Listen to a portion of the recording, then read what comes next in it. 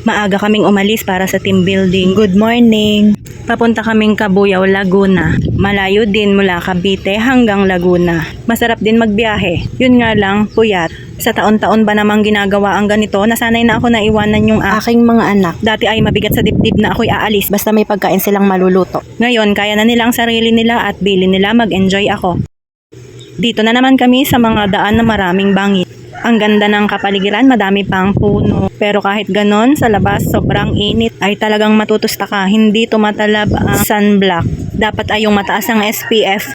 Ito po ay lugar mula Tagaytay City papuntang Laguna. Hindi ka magsasawa sa paligid at madadaanan mo. Hindi ko pa pala tapos ito i-voice over. Bago mag-sports fest, kailangan mai-post ko na itong team building.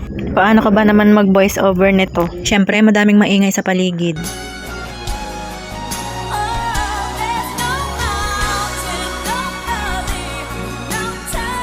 Mahalaga nakarating ng ligtas. Kahit maagang gumising, enjoy din naman ang biyahe, nakaka-relax kasama ang kaibigan at katrabaho.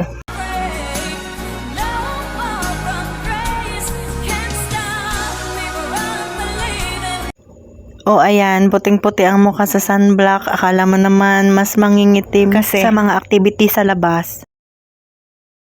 Ang ganda nito, pinaghirapan yan gawin. Sayang naman kung hindi ko ito isama sa vlog ko. Nakapag-video ako, mauubos na ang pagkain ko. Ubos na ang gulay. Nagutom.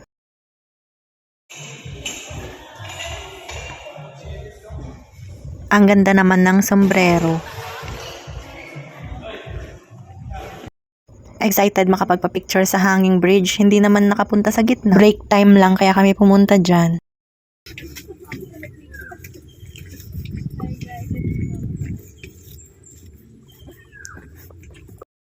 Oh, ano ka, hanging yan.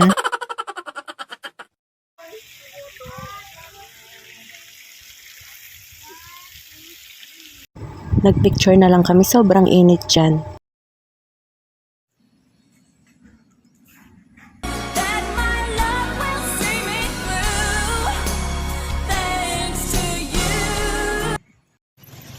Yan at walang susundo. Syempre sasakay ng tricycle. Sarap sa pakiramdam, pauwi na at makakatulog na naman. Maglalaba at gawaing bahay muna.